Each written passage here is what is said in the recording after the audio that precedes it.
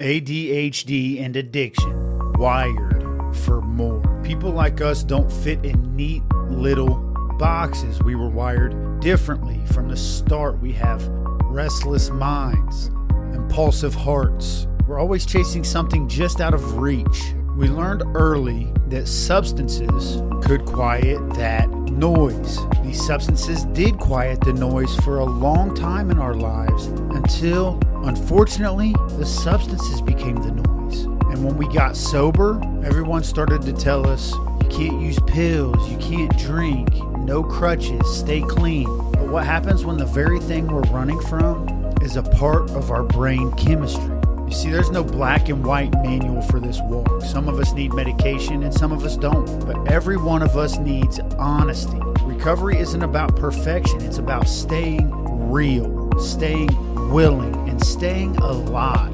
So can we please stop pretending the path is straight and let's walk in that gray area together? Because all we really need to do is just keep showing up and keep being honest, because people like you and me were wired for more. This episode of The Recovery Couch is brought to you by J.B. Davis at Performance Chrysler Jeep Dodge Ram. For integrity service and unbeatable deals, ask for J.B. in Centerville and tell them The Recovery Couch sent you. Hey, what's up, guys? Welcome back to The Recovery Couch. You're listening to Wired for More, a 12-part series exploring the intersection of ADHD and addiction, and what it takes to heal when both are part of your story. I'm your host, Brandon Couch, and my upcoming autobiography, Step 4, A Journey Through Addiction, is coming this fall of 2025. And if you want to support the mission, you can go to Kickstarter.com and search Help Publish Step 4. So let's talk about one of the most controversial topics in both ADHD and recovery circles: medication. Specifically, ADHD medication like Adderall, Vyvanse, or Ritalin, and how they fit or don't fit into a life of sobriety. For a lot of us, these medications were never part of the original plan. We either weren't diagnosed or we were afraid of putting a stimulant into a body that had already been through hell. I get it. There was a time where I swore I'd never take anything again, not even Tylenol or ibuprofen. After everything that addiction took from me, I didn't trust myself or anything that was in a pill bottle. But here's the truth. ADHD is real. And for some of us, medication can be a vital tool, not a shortcut, not a crutch, but part of the healing process. That doesn't mean it's the right path for everybody, and it definitely doesn't mean we get a free pass to ignore accountability. But I've learned this.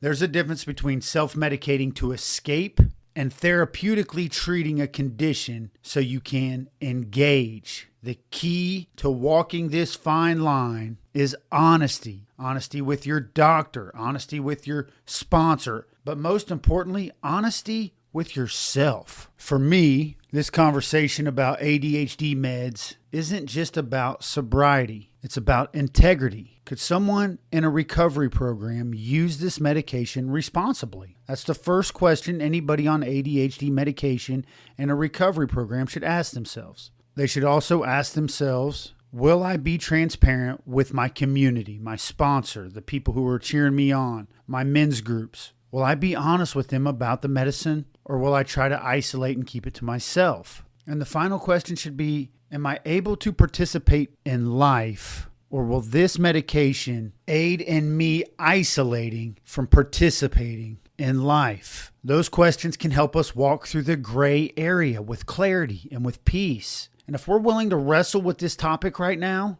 just know that we're not alone. It's okay to have questions. It's okay to take your time. It's okay to need help, because you, my friend, are just like me, and you were wired for more. Today's episode is brought to you by True Story Media. True Story Media is a creative agency helping people like you turn your testimony into transformation. Whether it's a podcast, a book, or a keynote, they'll help you tell the story that sets others free. Visit www.recoverycouch.com to learn more. For those of us in recovery who need prescription medication, regular check-ins with doctors, prescription monitoring, and watching for red flag behaviors are part of safe use.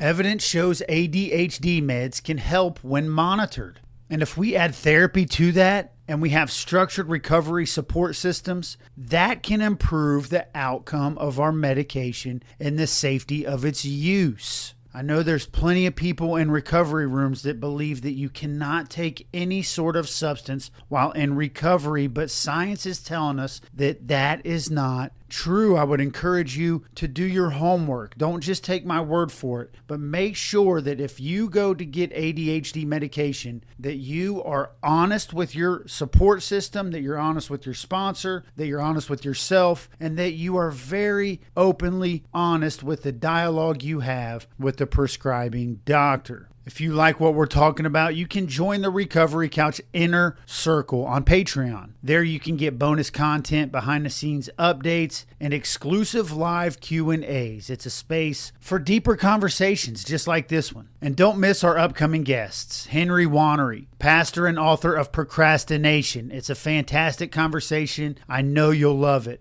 We're also excited about welcoming Michael Thompson, author of The Heart of a Warrior and King Me. It's going to be a fantastic interview, and I'm looking forward to that very much. Also, go check out our interview we just released last week with Ryan Canaday, lead pastor and founder of Free Recovery Community in Denver, Colorado. And remember, you can help bring my story to life by visiting Kickstarter.com and searching Help Publish Step 4. Your support helps share hope with people walking through their own recovery journey. Sobriety is not one size fits all. There's room for nuance. There's grace for the gray areas. And there's wisdom in walking it out one honest step at a time. You're not weak for needing help.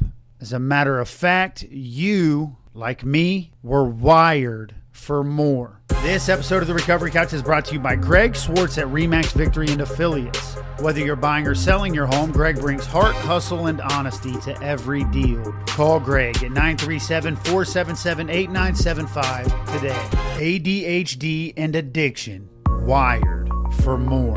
In this episode, we dove deep into the complicated intersection of ADHD and addiction recovery, the place where mental health and sobriety don't always follow clear-cut rules. We explored how ADHD can fuel addiction early on, especially when undiagnosed or untreated, and how self-medicating becomes a survival strategy that eventually turns into a trap. And we didn't shy away from the hard questions, especially around medication. We talked about the stigma some people in recovery face when taking prescribed ADHD meds. We talked about the judgment from others who may not understand the nuances. We talked about the pressure to choose between mental stability and staying clean enough for the rooms that we go into for sobriety. We also broke down how certain medications, especially long-acting or non-stimulant options, can be safely incorporated under medical supervision and within a broader recovery framework. Most importantly, we acknowledged the truth. There is no one-size-fits-all answer. Sobriety isn't about being perfect, but it is about being honest and being informed and building a recovery program that works for you. Because sometimes real recovery lives in the gray areas. I want to thank you for sitting with us today. You always have a seat right here on the Recovery Couch. And remember, you were wired for more.